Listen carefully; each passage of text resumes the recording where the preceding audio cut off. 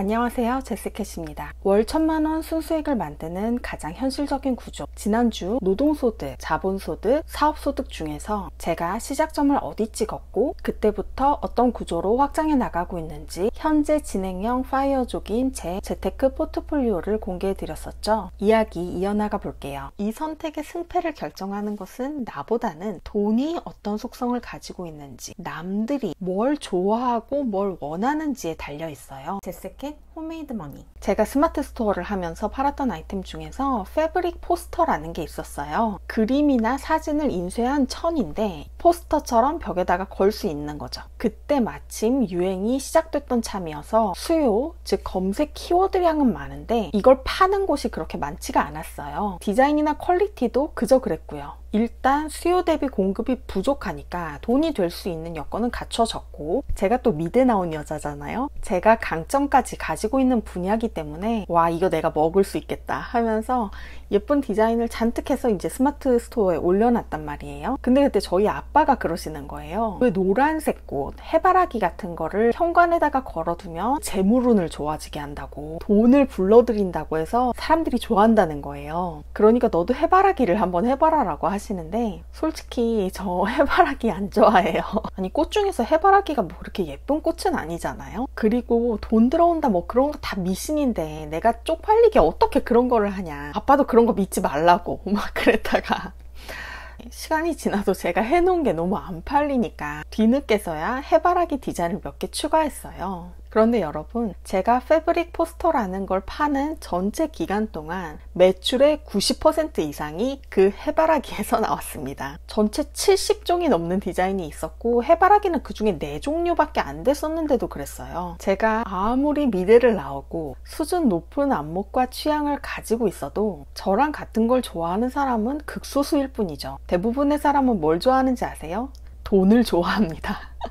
이게 스마트 스토어 하면서 배운 정말 소중한 교훈 중에 하나였습니다. 돈을 벌고 싶으면 돈이 벌리는 일을 해야지 돈을 벌 수 있는 거더라고요. 사람마다 욕망하는 것은 다 다르지만 돈은 욕망을 충족시켜주는 수단인 거죠. 그래서 둘은 언제나 함께 가게 됩니다. 이 욕망을 경제학에서는 수요라고 부르죠. 수요가 많을수록, 특히 공급은 한정적이고 부족한데 그걸 원하는 사람은 많을수록 시장 가격이 올라간다는 것은 다들 잘 알고 계실 거예요. 즉 수요, 사람들의 욕망이 크게 많이 몰리는 곳에 돈도 더 많이 몰리게 되는 거죠. 특히 단순한 생존을 넘어서는 욕망에 더 많은 돈이 있더라고요. 더 좋은 거, 더 새로운 거, 더 멋지고 더 큰 즐거움을 주는 것들, 더 행복하고 의미 있는 삶을 살기 위해 생존에 꼭 필요한 건 아니어도 아무리 비싸더라도 내가 돈만 있다면 사고 싶고 갖고 싶고 하고 싶은 것들이 있잖아요.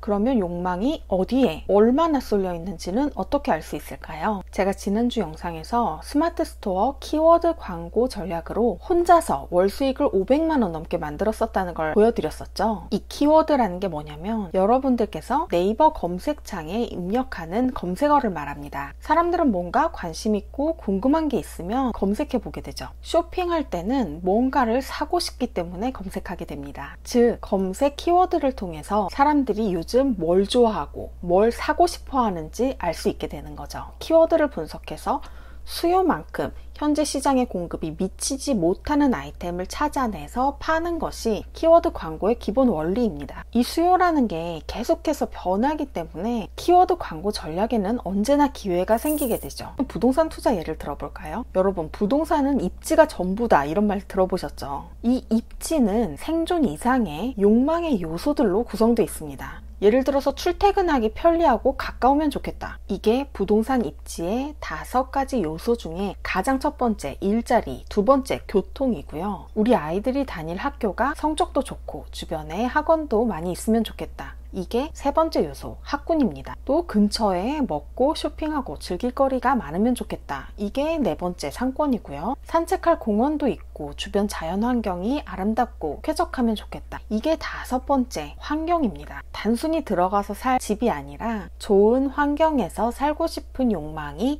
부동산 입지의 5가지 요소가 되는 거죠. 이렇게 입지가 좋은 물건에는 사람들의 욕망이 몰리고, 만약 같은 입지 조건이라면 이왕이면 신축이고 브랜드도 좋은 아파트에 사람들의 선택이 쏠리게 되겠죠. 그걸 상품성이라고 부릅니다. 이 욕망이 기본적으로 전국에 있는 집값의 차이와 또 가격의 상승을 만들어내게 돼요. 입지가 좋은 곳에 상품성도 좋은 아파트가 있다면 누구나 돈을 더 주고라도 그걸 사고 싶어 하니까요. 주식도 예로 들어볼까요? 주식에서 가치 투자도 마찬가지가 아닐까 싶어요. 기업의 매출이 높다든지 미래 성장 가치가 높다는 말은 곧 이 기업이 사람들의 필요와 욕망을 잘 채워주고 있다, 혹은 미래에 충족시켜 줄 수 있는 기술력을 가지고 있다, 이런 말인 거죠. 그런 기업은 가치가 높은데 만약에 어떤 이유에서든, 예를 들면 코로나로 전 세계 증시가 폭락했을 때처럼 그 가치 대비 가격이 저평가되어 있는 시점이 온다면 그때가 바로 매수 타이밍이 됩니다. 가격은 그 가치를 언젠가 쫓아가게 될 테니까요.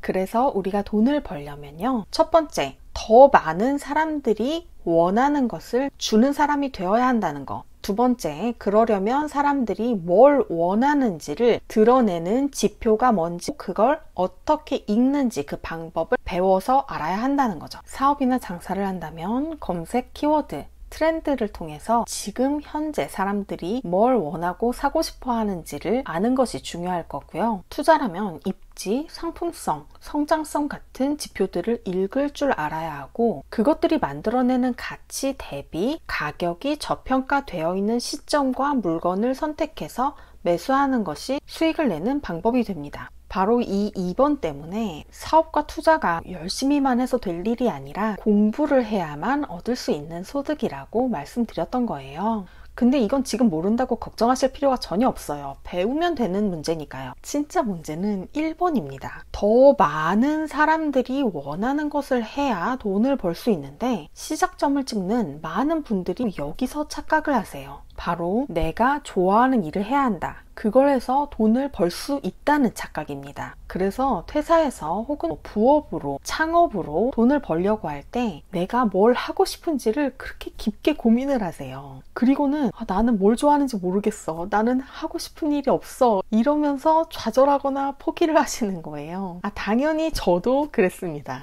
우리 입장을 바꿔서 한번 생각해봐요. 누군가 본인이 좋아하는 일을 열심히 하고 있다고 해서 우리가 그 사람에게 돈을 지불하나요? 아니죠.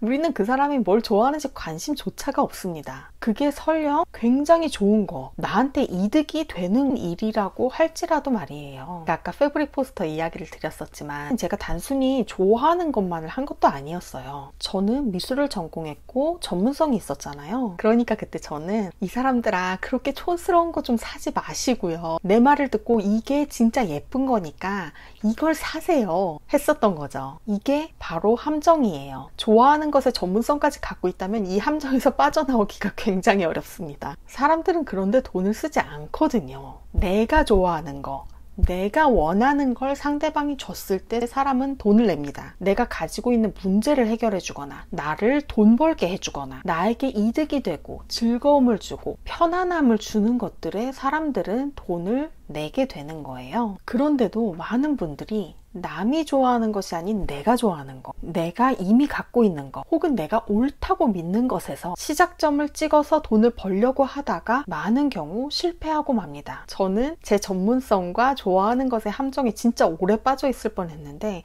저희 아빠가 해바라기 이야기를 하신 바람에 그 두 개가 어떻게 차이가 나는지를 눈으로 보고 경험하게 된 거죠. 이제 아시겠죠? 세상의 돈이 나에게 오게 하기 위해서는 내가 아닌 세상이 원하는 것을 주는 사람이 되어야 한다는 걸요. 즉 순서를 바꿔야 하는 거예요. 먼저 사람들이 좋아하는 걸 어떻게 하면 정확히 할 수 있는지 그 방법을 배우고, 두 번째로 그렇게 해서 돈이 될 것과 안 될 것들을 일단 한번 갈라놓고 나서 이 돈이 되는 것들의 선택지 안에서 그제서야 내가 좋아하는 거, 내가 관심 있고 내가 남들보다 좀 더 잘할 수 있는 것을 선택해야 합니다. 여러분이 돈 버는 시작점이 바로 거기에 있어요. 이 순서가 정말 중요합니다. 보통은 반대로 거꾸로 가시거든요. 제 채널을 꾸준히 보신 분이라면 눈치채셨겠지만 제가 순서를 바꿔야 한다, 알던 것과 반대로 해야 한다, 이 얘기를 참 많이 하죠. 실거주 집과 투자용 부동산 중에서 뭘 먼저 사야 하는지를 얘기했을 때도 그랬고요. 투자를 하기 위해서 돈을 먼저 모아야 할까? 아니면 먼저 투자부터 해야 할까? 이 이야기를 했을 때도 그랬고요.